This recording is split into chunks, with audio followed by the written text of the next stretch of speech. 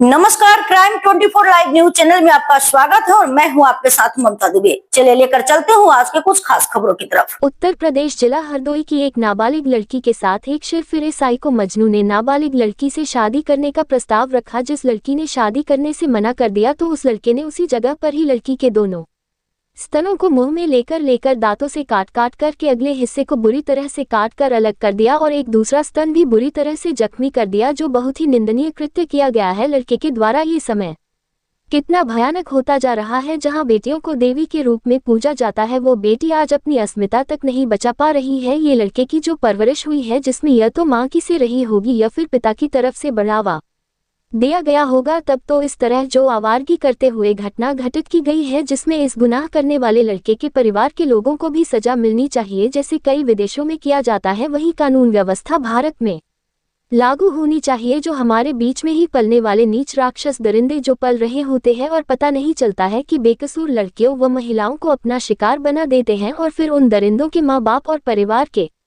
लोग कहते हैं कि हमारा लड़का को फंसाया जा रहा है। वह तो बहुत ही सीधा साधा है, पर यह कोई नहीं कहता है कि वह तो इमरती जलेबी की तरह बहुत गोल गोल टेढ़ा मेढ़ा है और बहुत ही कमीना है। ये कोई भी नहीं कहता है। अपराधियों के परिवार के लोग और अगर गलत कर रहे अपने लोगों का साथ देना बंद नहीं करेंगे तब तक गुनाह नहीं रुकेंगे। और हम और आप सभी लोगों को भी यह करने की जरूरत है कि चाहे वह कोई भी व्यक्ति हो और कितना भी रोए और गिरगिट की तरह रंग बदले और किसी भी प्रकार का प्रलोभन दे, पर फिर भी हम और आपको गलत करने वालों का साथ नहीं देना चाहिए। तभी अपराधियों को सुधारा जा सकता है, या फिर सऊदी अरब की तरह सजाएं देना शुरू हो जाएगी सरकार की तरफ से, तो उसी ही दिन अपराध जीरो हो जाएगा। और जो आवारागर्दी करते घूमते हुए देखे जाते हैं और लोगों में दहशत फैलाते फिरते हैं, और जो खुलेआम फेसबुक, व्हाट्सएप, इंस्टाग्रामों पर देश के जिम्मेदार नागरिकों को व कानून व्यवस्था बनाए रखने वालों को बहुत गंदी गंदी गालियां देते हुए बुरा भला कहते जो डालते हैं, जिससे भी अपराधियों को एक से मिलती है, जो सरासर गलत है। इन सभी पर भी ठोस कानूनी कार्यवाही होनी चाहिए, जिससे पुनरावृत्ति नहीं होगी। और जो लोग मूक दर्शक बने हुए देखते रहते हैं और अपराधी अपराध करते रहते हैं, जिनका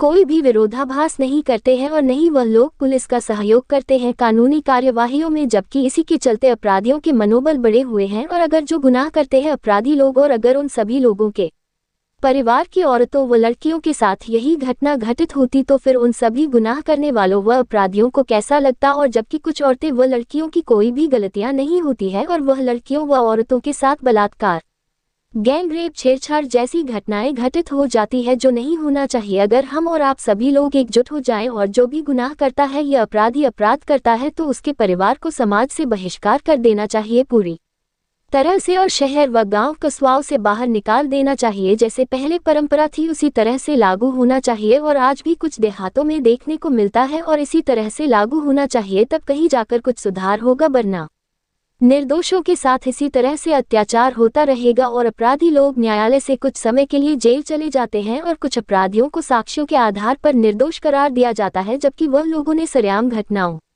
को अंजाम दिया होता है, पर उसकी दबंगई के चलते या उसके परिवार वालों के चलते या फिर भ्रष्टाचार के चलते सही गुनहगार व अपराधियों को छोड़ दिया जाता है। और वह लोगों के मनोबल तो बढ़ते ही है, पर उन सभी को देखा देखी और भी नए अपराधी तैयार होते हैं, जिससे सरकार का अनर्गल रुपया खर्च होता है, जो नहीं होना चाहिए। और भारत की कानून व्यवस्था में सुधार होना चाहिए, जिससे अपराध जीरो हो। जैसे सऊदी अरब में जो कानून व्यवस्था है, अगर उसी तरह से हो जाएगी तो किसी भी अपराधियों की औकात नहीं है कि गुनाह करने की सोच भी नहीं सकते हैं। गुनाह करने की तो बात ही बहुत दूर की बात है, और जिससे सुधार होगा और भारत में राम राज्य आ जाएगा। रिपोर्टिंग प्रधान संपादिका राधा देवी की।